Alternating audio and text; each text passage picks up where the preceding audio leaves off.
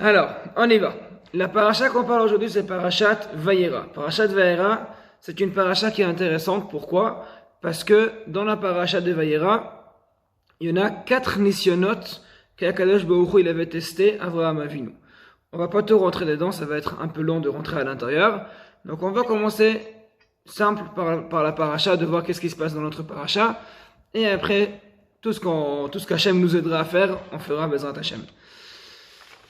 Alors, au début de la paracha, tout le monde connaît, Avraham Avinu, il a fait la Brit Mila, à la fin de parashat Lech Lecha, il était malade, donc Hachem il est venu le voir, qu'est-ce qui se passait avec lui, il était parlé avec Kadosh Baruch Hu, et la suite, on va pas tout rentrer à l'intérieur, on passe. Après la grande histoire entre les Malachim et Avraham, tout le monde connaît, les Malachim ils disent à Avraham Avinu, à ce moment-là, exactement l'année prochaine, tu auras besoin d'Hachem un enfant. Avraham, donc il a déjà rigolé quand Hachem lui a dit. Là maintenant c'est le tour de Sarah. Sarah elle a rigolé un petit peu. Hachem il a réclamé. Bref, Sarah, bon, on y va un petit peu. J'y vais un peu. Perek Yutret, Pasuk Yudzaïn. On voit, c'est écrit, Pasuk Tetzaïn, pardon, c'est écrit. Donc le gens ils se levaient de là-bas. Ils ont regardé vers la ville de Sédom. Et Avraham il leur suivi, il marchait avec eux pour leur dire au revoir. Hachem Amar Hachem il a dit à ce moment-là, est-ce que je cache de Avraham tout ce que je vais faire par la suite? Et la question qu'elle se pose maintenant, quel est le problème? Et alors, donc Hachem il cache à Avraham ses projets qu'il va faire par la suite. Qu'est-ce qui va se passer si Hachem il va cacher à Avraham? Il y a rien de grave, à mon avis en tout cas. Qu'est-ce qu'il y a de grave si Hachem il dira pas à Avraham que il va maintenant détruire la ville de Sédom? La question elle s'est posée par beaucoup de Rishonim, c'est pas moi qui pose la question. Beaucoup de Rishonim ils ont posé cette question. Et pour avoir la réponse, j'espère qu'on aura la réponse par la suite. Il y a certaines Rishonim qui disent Hachem il a promis la terre sainte à Avraham Avinu et là maintenant il va détruire la terre sans le prévenir, c'est pas juste. D'autres ils disent Avraham c'est le tzaddik, donc si Avraham c'est le tzaddik il faut prévenir Avraham avant de faire quoi que ce soit. Bon, beaucoup de réponses il s'était dit par rapport à cette question. J'espère qu'on va arriver par la suite. Je continue le psukim. Ve'Avraham ayo yihye legoy gadol ve'atzum ve'nivrechu bo kol goyei haaretz. Donc là, le pasuk c'est un peu bizarre. Avraham, donc Avraham, ayo hihiye, il va être le goy gadol, un grand peuple, ve'atzum, immense, ve'nivrechu bo, et ils vont se bénir avec son nom, kol goyei haaretz, tout le peuple, qu'il y a sur terre. Quel rapport?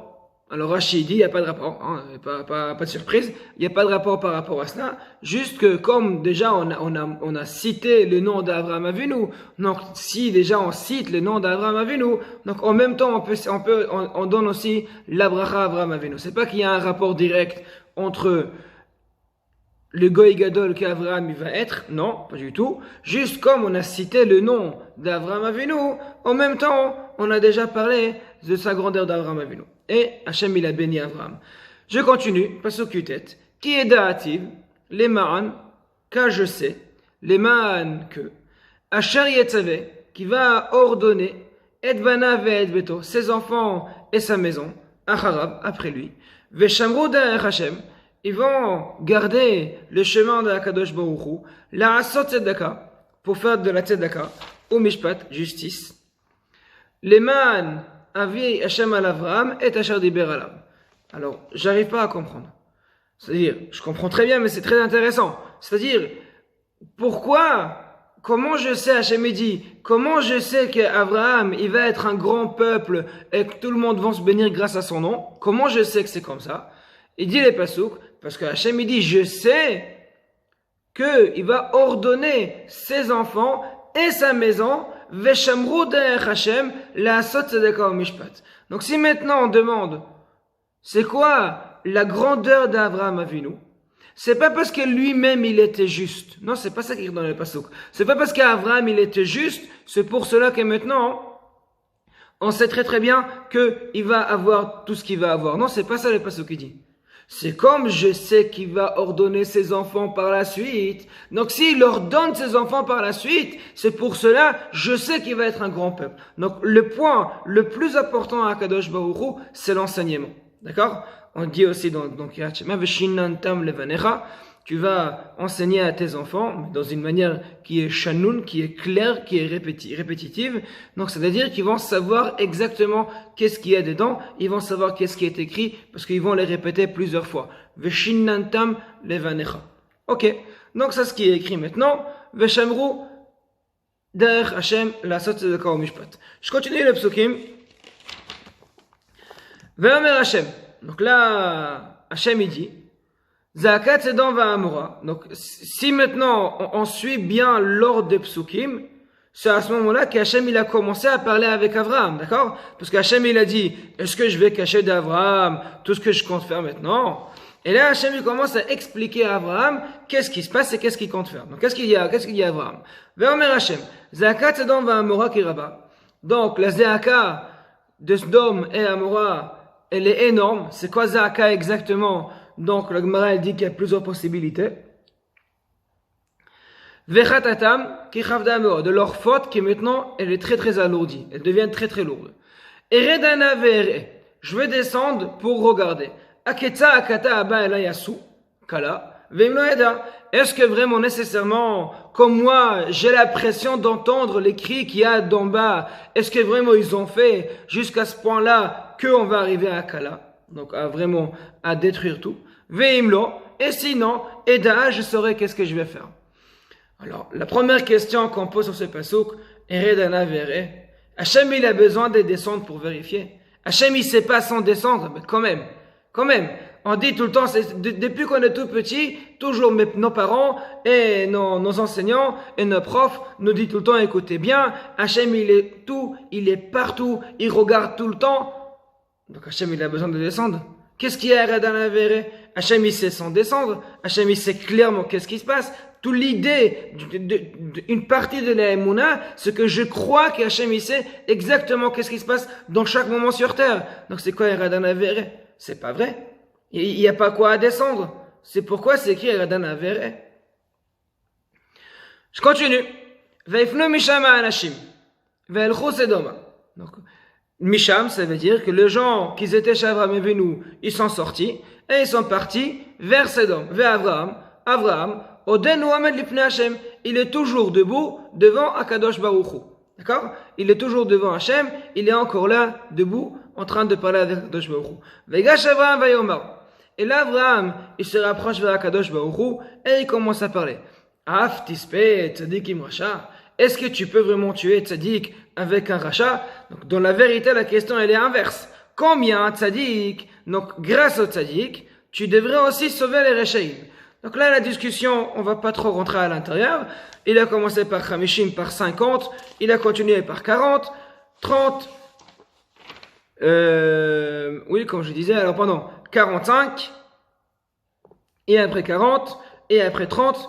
Après 20. Après 10. Et quand il a dit 10, Hachem il a dit, même 10 il n'y en a pas, donc Hachem il est parti. On a fini par Q-tret, mais Hachem on va revenir dans quelques minutes. J'ai continué par Q-tret. Donc les deux anges, ils arrivent à Sedoma, vers Sedom, le soir. Velot Yoshev Beshar Sedom. Alors, il faut savoir que quand on parle de Shar Sedom, Shar c'est la porte de Sedom, Shar ça s'appelle toujours le Sanhedrin. Donc le juge, Lot, c'était un juge à Sedom. Ok. Alors pourquoi on a parlé Ve'avu Shenei Malachim Sedom Ba'erev? Pourquoi ils sont arrivés les soirs? Ils ont mis beaucoup de temps à marcher. C'est des anges.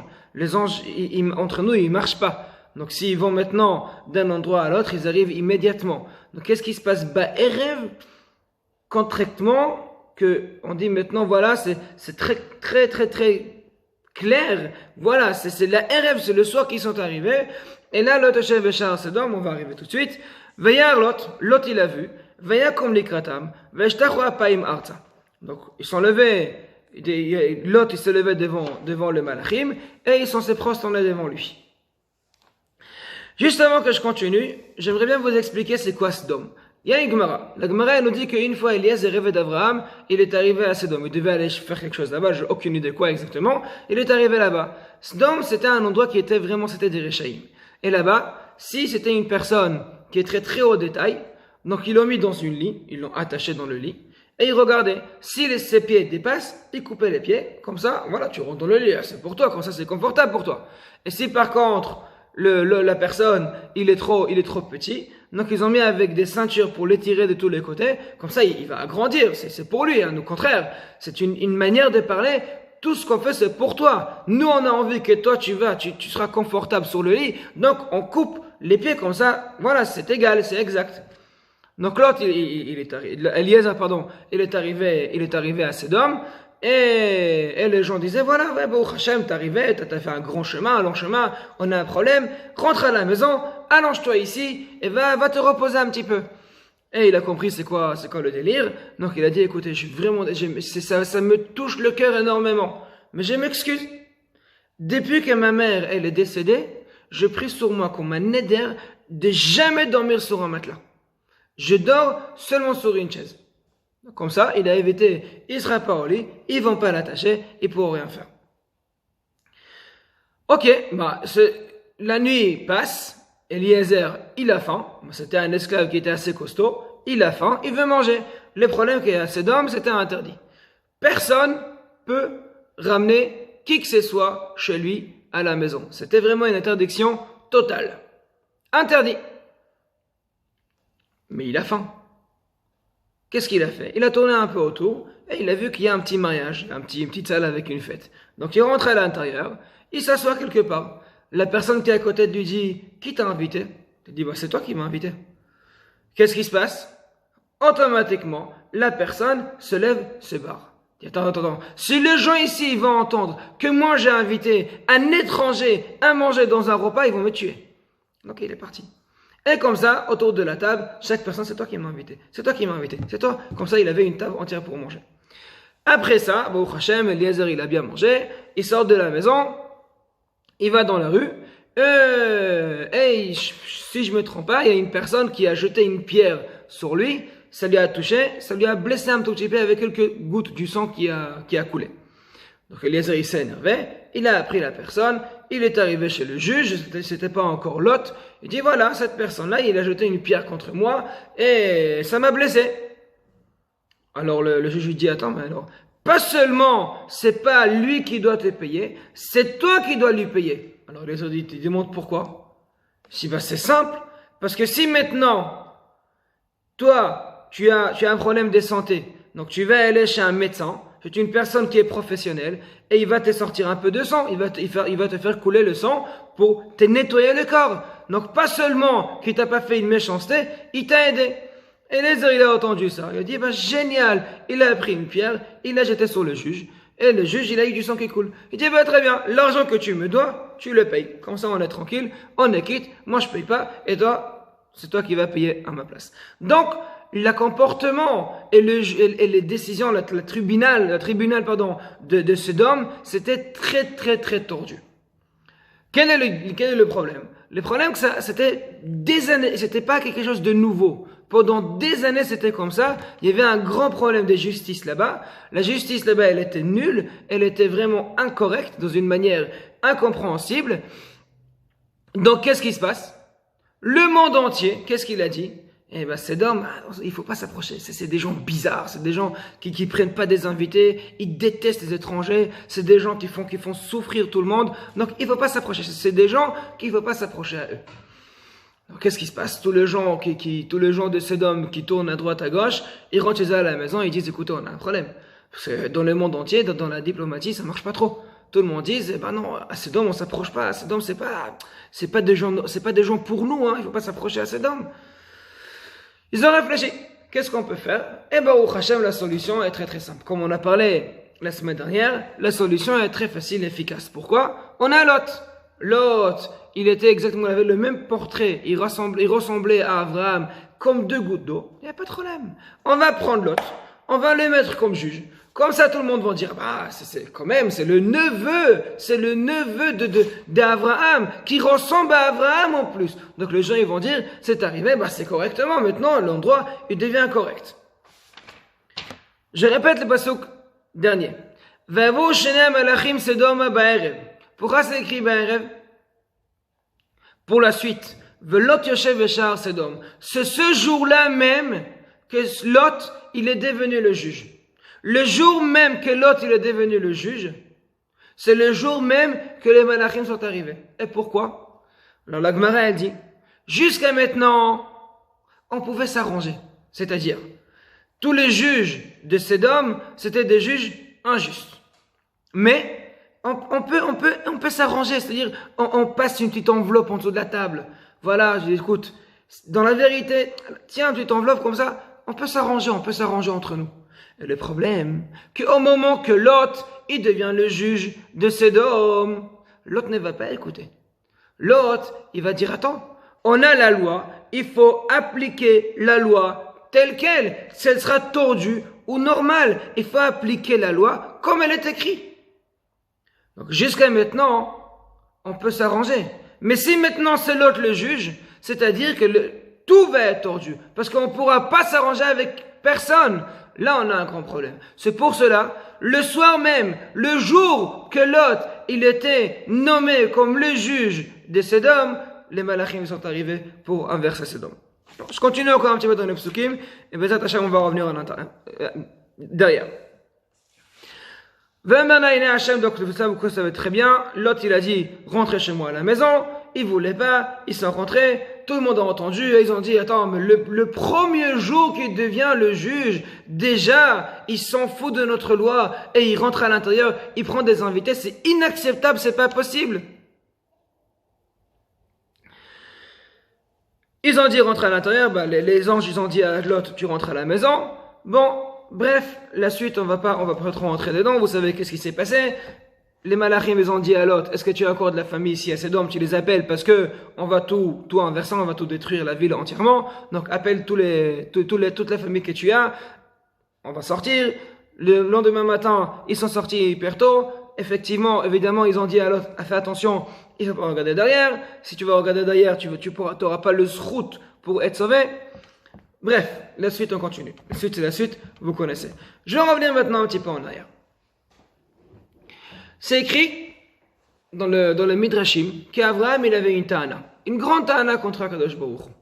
Comment c'est possible qu'il y avait le Maboul et toi, pas seulement que tu n'as pas sauvé le monde grâce aux tzadikim qu'il y avait à ce moment-là, tu as fait partir les tzadikim un peu plus rapide et tu as fait les Maboul quand même.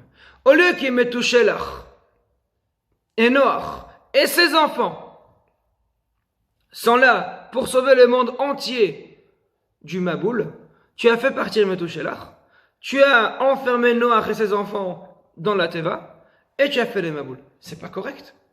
C'est pas correct. S'il y a des tzadikim, normalement, les tzadik, ils protègent le rachat. Donc Abraham, il avait cette ta'ana contre Akadosh Baruch Hu pendant des années. C'est une question qu'il n'a pas eu de réponse. C'est pour cela il dit maintenant Akadosh Baruch Hu Amechassani me Avraham. Est-ce que, encore une fois, je vais cacher de Abraham cette décision? Encore une fois, Abraham, il aura une réclamation. Moi, Akadosh Baruch Hu, je sais mes calculs, je les connais par cœur. Je sais qu'en fait, la richout qu'il y avait à cette époque-là, c'est impossible. On ne pourra pas réparer, c'est irréparable. Irréparable. Donc si maintenant c'est irréparable, donc la seule solution c'est faire les maboules. Moi, Kadosh Baruch Hu, je le sais. Mais Abraham Avinu, il le sait pas. C'est Abraham, c'est un être humain, c'est pas Kadosh Baruch Hu. Abraham, il le sait pas. Donc si Abraham il le sait pas, il dit à Kadosh Baruch Hu. Maintenant, on va passer à la même chose. Je vais détruire Sodome et Amora. Et qu'est-ce qui va se passer?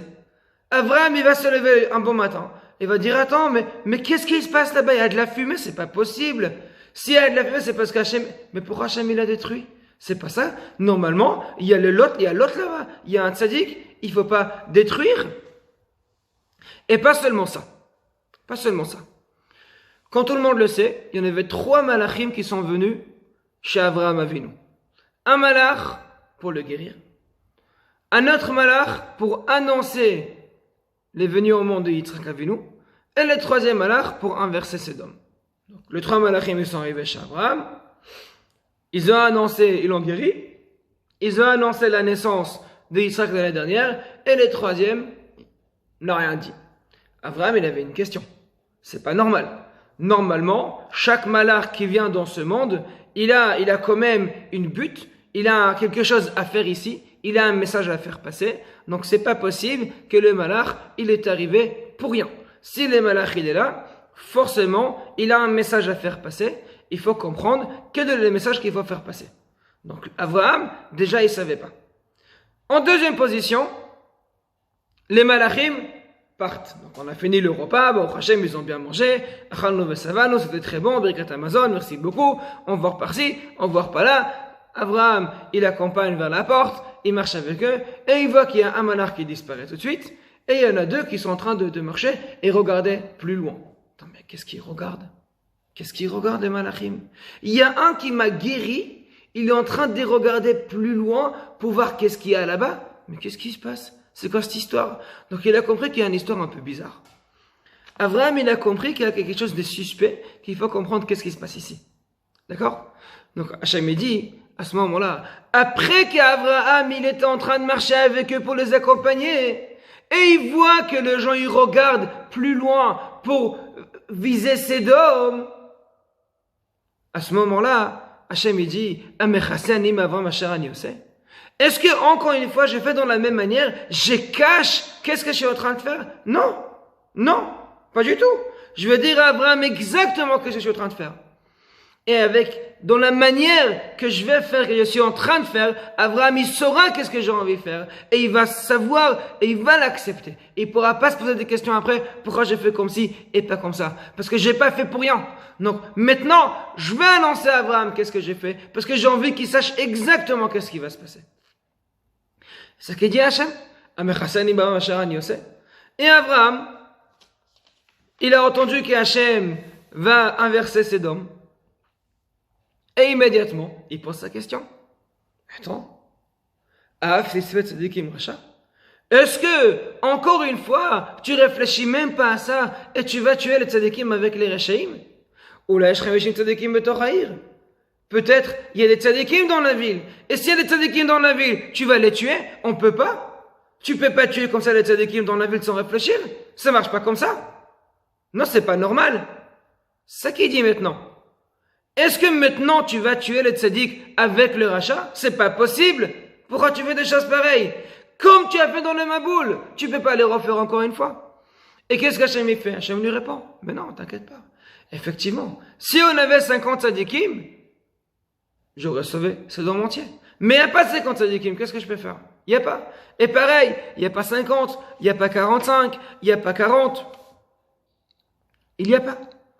S'il n'y a pas, comment tu veux que je pourrais sauver cet endroit qu'il n'y a pas du tout de tzadikim dedans? Malheureusement, tout le monde se comporte mal là-bas. Et si tout le monde se comporte mal là-bas, je ne peux rien faire pour eux. Non, je ne peux rien faire pour eux. Donc, quand Hachem, il vient annoncer à Abraham, il vient annoncer seulement parce qu'il n'a pas envie qu'Abraham il aura des questions après. Hachem, il veut qu'Abraham il va comprendre que tout ce qu'Hachem il fait, c'est Bedin et Betzedek. Et pas, c'est pas de l'injustice. C'est pas de l'injustice. La question que nous, on doit se poser maintenant. Qu'est-ce que tout ça a un rapport avec nous? Comme je dis toujours, quand on fait une paracha, j'aime toujours trouver un lien avec la paracha. Vous savez, dans les Rishonim, il y a une grande machloket. C'était quoi le chet principal de Sodome? Est-ce que la faute principale de Sodome, c'était Giloui Arayot? Est-ce que la faute c'était Shfichut Damim? Est-ce que la faute c'était le Gezel?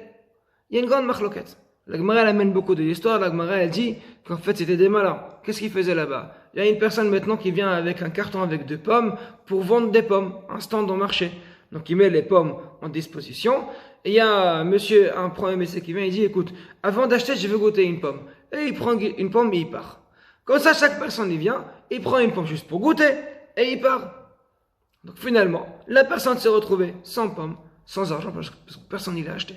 Donc la Gemara, elle amène encore plusieurs d'autres cas, dans d'autres manières, comment ils se sont comportés à cette époque-là. Dans quelle manière était leur comportement exact et pourquoi Hachem s'est énervé. C'est écrit dans la Gemara, parmi les averot qu'il y a, la Gemara elle nous amène que miutam be'avoda zara, rubam be'gezel, ve'kulam be'avak lashon hara. C'est-à-dire, la Gemara elle dit que la minorité elle fait la faute d'avoda zara. Majorité, ils font la faute du gezel. Et tout le monde font la avak lashon hara. Donc on parle d'Am Israël, effectivement, évidemment. Donc ça veut dire que chacun parmi nous, malheureusement, on ne fait pas assez attention au gezel et on ne fait pas assez attention à la lashon hara.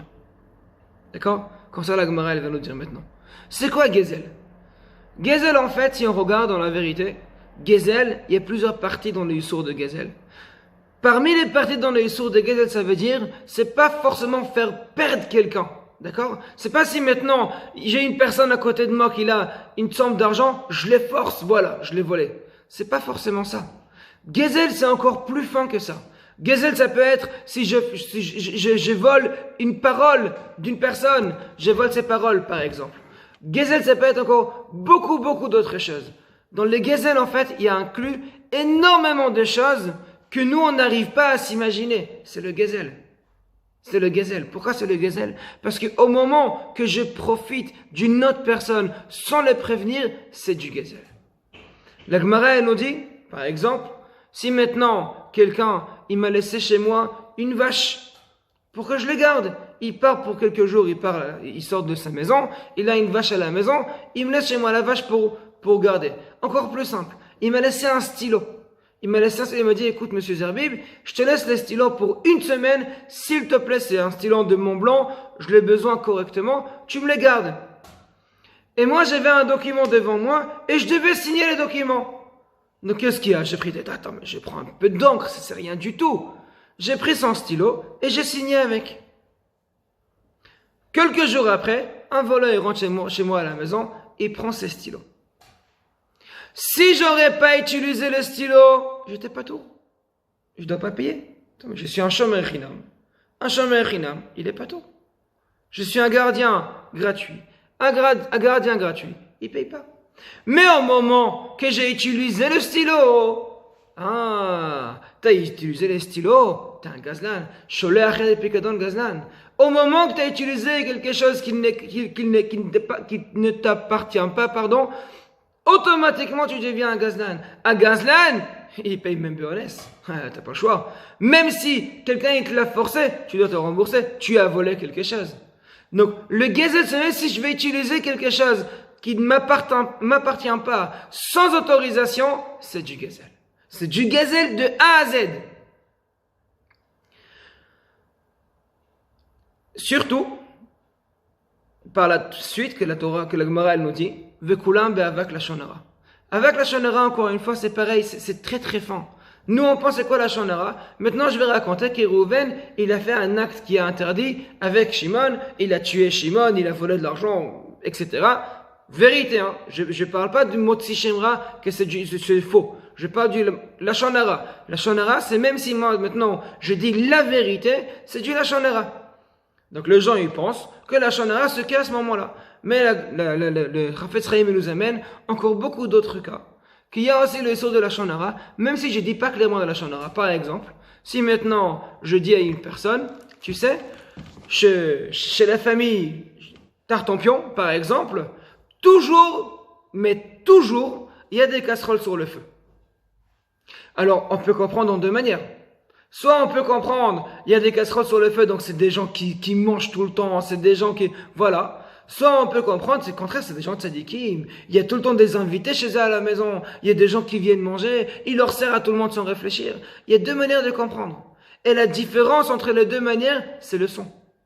La manière comment je vais dire qu'est-ce que je dis, c'est la manière qu'elle va choisir, est-ce que c'était de la médisance ou pas. Est-ce que c'était du Lachon Hara ou pas? Ça fait partie d'Avak Lachon Hara. Avak Lachon Hara, c'est même en écriture. C'est même en remèze. Donc, c'est-à-dire, le problème que on pense qu'on fait attention à certaines choses, mais malheureusement, on ne comprend pas profondément les détails de la halakha qu'on doit le faire. C'est comme on a parlé dans le shiur de mardi. Une personne qui craint Dieu, une personne qui veut avancer et il craint Dieu, chaque fois qu'il va étudier la halakha, il va l'étudier jusqu'au bout pour comprendre correctement qu'est-ce qui se passe à l'intérieur. Et seulement après qu'il comprend correctement qu'est-ce qui se passe et il comprend aussi les règles dans la halakha, c'est là qu'il peut s'arrêter. Par contre, une personne que malheureusement il est moins intéressé, hein, c'est pas son objectif maintenant de penser par rapport à la Torah, etc. Il craint pas Dieu. Donc même s'il va étudier la halakha à l'intérieur, avec tous les détails, il comprendra pas. Il saura pas. Pourquoi il saura pas? Parce qu'il fait pas attention. Il n'est pas intéressé par cela. Donc c'est pareil pour le Lachon Hara. Malheureusement, si on n'est pas concerné à l'intérieur, il n'y aura pas. La punition de Sodome et Amora, c'était quoi? Tout le monde sait. Hachem, il a inversé Sodome et Amora. Donc il a tourné la terre, hein, comme ça la Gemara elle dit.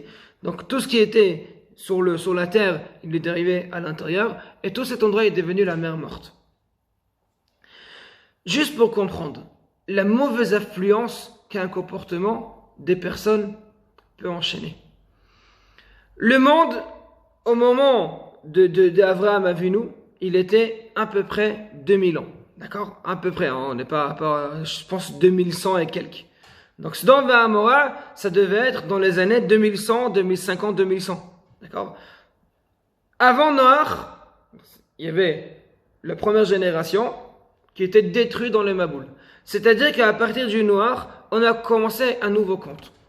On va dire que pendant 1000 années, on va dire que pendant 1000 ans, tous les gens de Sodome, c'était des gens Réchaïm. On va dire. On suppose, il n'y a pas de problème. Pendant 10 ans, pendant 1000 ans, pardon, ils étaient Réchaïm. Leur punition a entraîné la mer morte et le désert en Eretz Israël jusqu'à maintenant. Jusqu'à maintenant, cela veut dire plus que 3000 ans après l'acte qu'ils ont fait. Presque 4000 ans. Juste pour comprendre.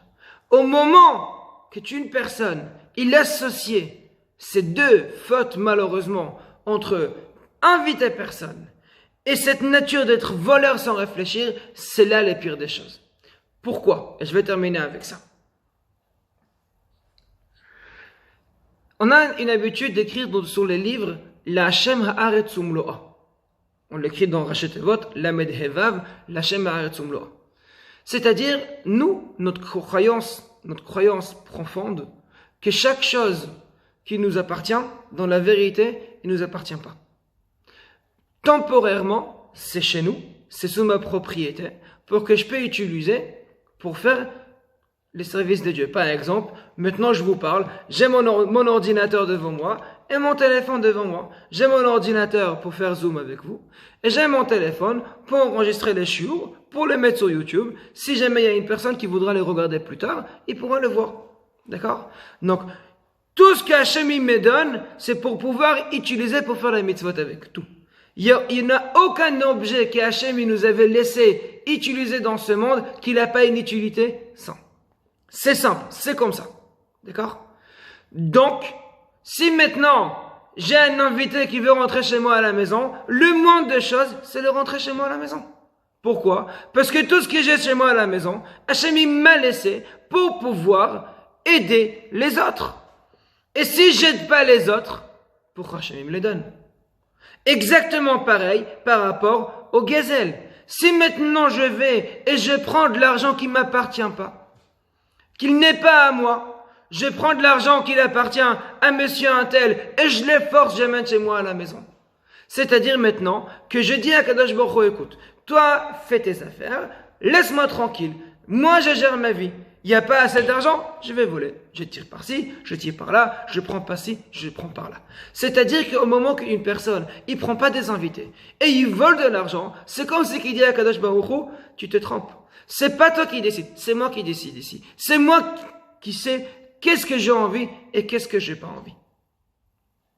C'est ça l'erreur qu'il y a dans cette histoire ici. Pourquoi? Parce qu'au moment qu'une personne, il se permet à voler de l'argent, il se permet à refuser les invités, il se permet à faire des lois tordues pareilles, c'est-à-dire c'est une personne qui dit Akadosh Baruch Hu, kvodo be'ukomo munach, et moi, je gère comme j'ai envie. Tellement c'était encastré à l'intérieur, tellement les gens ils se comportaient comme ça, que la terre, c'est ça qu'elle a absorbé. Comme c'est ça que la terre a absorbé, la seule solution que Hachem il a dit, on va renverser la terre. Et personne ne pourra plus utiliser un endroit pareil. Malgré que c'était l'endroit le plus meilleur pour les récoltes et pour l'agriculture en Israël. C'était le meilleur endroit en Israël. Malgré ça, avec ce comportement des gens, Hachem il a dit, stop, on n'arrive pas à faire. Pour voir le danger de tout ça. Donc essayons-nous tous, Bezrat Hachem, avec l'argent qu'Hachem nous donne, avec les possibilités qu'Hachem nous donne, avec les autres, qu'on donne aux autres aussi, et qu'Hachem nous donne, Bezrat Hachem la refoua shlema, ce shiur il est dédié pour tous les malades, qu'Hachem il nous envoie la refoua shlema, et qu'on aura besorot tovot bekorov, Bezrat Hachem. Shabbat shalom à tout le monde, merci d'être avec moi, et j'espère, Bezrat Hachem,